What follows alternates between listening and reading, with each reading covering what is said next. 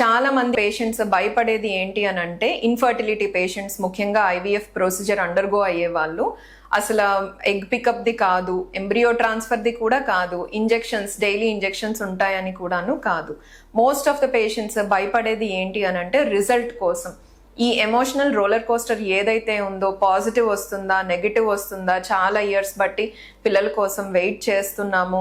ఈ emotional roller coaster ఏదైతే ఉందో, ఈ ఎమోషనల్ అప్స్ అండ్ డౌన్స్ ఏవైతే ఉన్నాయో, ఎట్ ద సేమ్ టైం అంత ప్రొసీజర్ అయిపోయింది, ఎంబ్రియో ట్రాన్స్ఫర్ చేసిన తర్వాత రిజల్ట్ కోసం వెయిట్ చేస్తూ ఉన్న ఆ 14 days అనేది ఎక్కువ స్ట్రెస్గా ఉంటుంది అని మోస్ట్ ఆఫ్ ద పేషెంట్స్ చెప్తూ ఉంటారు.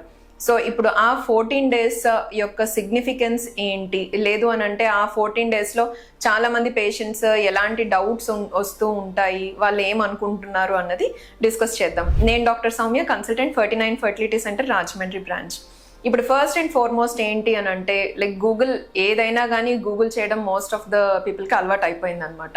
సో ఎంబ్రియో ట్రాన్స్ఫర్ చేసినప్పుడు సిమ్టమ్స్ ఏమైనా ఉంటాయా, 5th day ప్లాంటేషన్ అప్పుడు సిమ్టమ్స్ ఏమైనా ఉంటాయా, లేదు అని అంటే 7th day ఏమైనా ప్రెగ్నెన్సీ సైన్స్ అటువంటివి ఏమైనా తెలుస్తూ ఉంటాయా, బ్రెస్ట్ టెండర్నెస్ ఉంటుందా, లేదు అని అంటే క్రాంప్స్ ఉంటాయా, వైట్ డిశ్చార్జ్ ఉంటుందా, ఇలా మల్టిపుల్ సిమ్టమ్స్ని గూగుల్ చేస్తూ ఉంటారు patients, science and symptoms of pregnancy.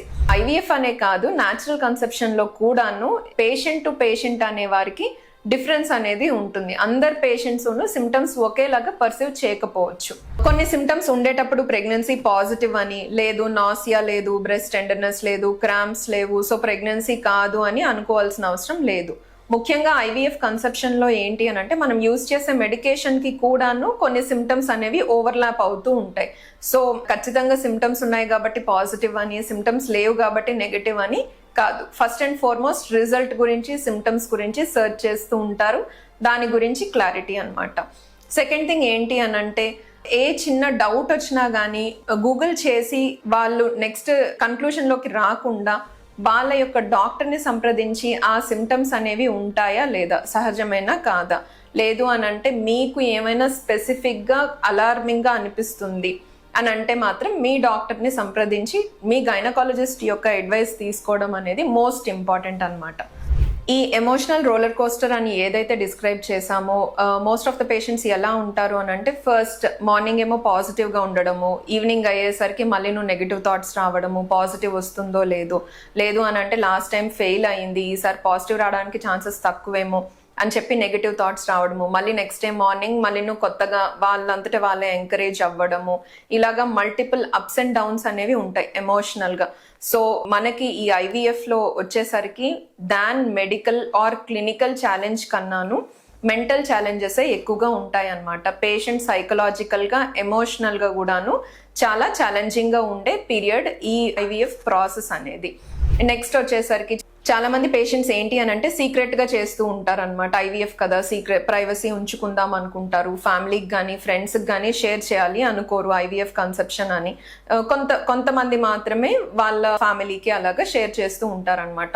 So ఎప్పుడైతే మీరు ప్రైవసీని మెయింటైన్ చేస్తున్నారో అటువంటప్పుడు పేషెంట్ యొక్క హస్బెండ్కి ఎమోషనల్ సపోర్ట్ వాళ్ళు డైరెక్ట్గా తీసుకునేది డాక్టర్ నుంచి అవ్వనివ్వండి, సైకలాజికల్ కౌన్సిలర్ నుంచి అవ్వండి, లేదంటే very close circle of yours, లేదంటే హస్బెండే వైఫ్కి సైకలాజికల్గా సపోర్ట్ ఇవ్వడం అన్నది చాలా చాలా ఇంపార్టెంట్.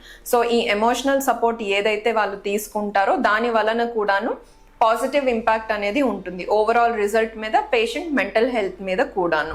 ఇంకొక కామన్ క్వశ్చన్ ఏంటి అని అంటే చాలా మంది పేషెంట్స్ ఎంబ్రియో ట్రాన్స్ఫర్ తర్వాత ఆ 14 days కంప్లీట్గా బెడ్ రెస్ట్ తీసుకోవాలా, అసలు ఏ పనులు చేయకూడదు అలా అనుకుంటూ ఉంటారనమాట. బట్ అది కంప్లీట్గా ఫాల్స్ అనమాట. మీరు ఇది వరకు మీ లైఫ్ స్టైల్ ఎలా ఉందో సేమ్ అలానే ఉండొచ్చు minimal యాక్టివిటీతోని.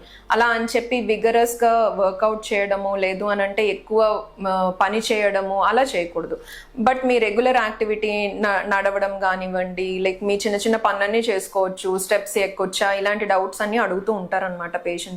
Minimal activity is recommended. ఏదైనా కానీ ఎగ్జాజరేటెడ్ యాక్టివిటీ అన్నది not recommended. At the same time me daily activities ఏవైతే ఉన్నాయో అవన్నీ చేసుకోవచ్చు. మీరు ఆఫీస్కి వెళ్ళొచ్చు, మీరు వర్క్ అంతా కూడాను చేసుకోవచ్చు అనమాట. ఇది మోస్ట్ కామన్గా పేషెంట్స్ అందరూ అడిగే డౌట్ అనమాట. కొంతమంది పేషెంట్స్ ఏంటి అని అంటే యాంగ్షియస్గా ఉంటారు. వాళ్ళ యొక్క ప్రెగ్నెన్సీ టెస్ట్ అనేది కొంచెం అర్లీగా చేసుకుంటూ ఉంటారు. అర్లీగా చేసుకోవడం వల్ల నెగిటివ్ టెస్టే రావచ్చు. లేదు అని అంటే ఇమ్మీడియట్గా వాళ్ళు కొంత మెడికేషన్ తీసుకున్న తర్వాత టెస్ట్ చేసుకుంటే ఫాల్స్ పాజిటివ్ కూడా రావచ్చు. సో అడిక్వేట్ 14 days పీరియడ్ అన్నది వెయిట్ చేయాలి. రిజల్ట్ రోజు mostly better to get opinion from your doctor. At the same time మళ్ళీ నువ్వు స్కాన్ చేసి డాక్టర్ అనేవారు కన్ఫర్మ్ చేస్తారనమాట. సో టూ అర్లీ టెస్టింగ్ చేసుకోవడం, at the same time self testing చేసుకునే వాళ్ళు కొంచెం యూరిన్ ప్రెగ్నెన్సీ టెస్ట్ అలాగా దాన్ని స్కాన్తో కన్ఫర్మ్ చేసుకున్నట్లయితే బెటర్ అనమాట. సో ఐవీఎఫ్ సక్సెస్ రేట్ ఎంత, మీ కపుల్కి ఎంత ఉంది, మీకు పాసిబిలిటీ ఎంత, ఛాన్సెస్ ఎంత, మీ క్లినికల్ కండిషన్ ఎలా ఉంది, ఇవన్నీ నువ్వు గూగుల్లో చూడడం కన్నా, లేదు అని అంటే మీ ఫ్రెండ్స్తోని అలా డిస్కస్ చేయడం కన్నా మీ డాక్టర్తో డిస్కస్ చేయండి. At the same time be liberal with yourself. ఖచ్చితంగా ఇప్పుడు వెళ్తున్నాము, ఎలాగైనా 100% సక్సెస్ అవ్వాలి, లేకపోతే లైఫే లేదు అని అనుకోవద్దు. మీ అంతటా మీరు కంపాషనేట్గా ఉండాలి. మీకు ఏ పనులు చేస్తే పాజిటివ్ యాటిట్యూడ్ ఇంప్రూవ్ అవుతుందో అలాంటి పనులు చేయటం వలన మీకు సక్సెస్ అనేది కూడా బెటర్గా రావడానికి ఛాన్స్ అనేది ఉంటుంది. సో ఫైనల్గా కన్క్లూజన్ ఏంటి అని అంటే ఐవీఎఫ్ అనేది అనుకున్నంత ఎమోషనల్గా ఈజీ జర్నీ కాదు. క్లినికల్ కన్నాను కూడాను పేషెంట్ యొక్క ఎమోషనల్ జర్నీ అనేది వెరీ వెరీ ఇంపార్టెంట్. సో మీకు టెన్షన్ రావడం సహజం, హోప్ ఉండడం కూడా సహజం. At the same time disappoint అవ్వడం కూడాను కొంతమంది పేషెంట్స్లో ఉంటూ ఉంటుంది. అసలు ఫస్ట్ రిజల్ట్ కన్నాను మీరు మీ కండిషన్ ఎలా ఉంది, మీది నెక్స్ట్ ప్రాసెస్ ఏంటి, మీ సక్సెస్ రేట్ ఎలా ఉంటుంది అని ప్రాసెస్ని అర్థం చేసుకుని మీకు పాజిటివ్ యాటిట్యూడ్ ఇన్కల్కేట్ చేసుకున్నట్లయితే కనుక పాజిటివ్ రిజల్ట్స్ చూసేదానికి ఛాన్సెస్ అనేవి ఎక్కువగా ఉంటాయి.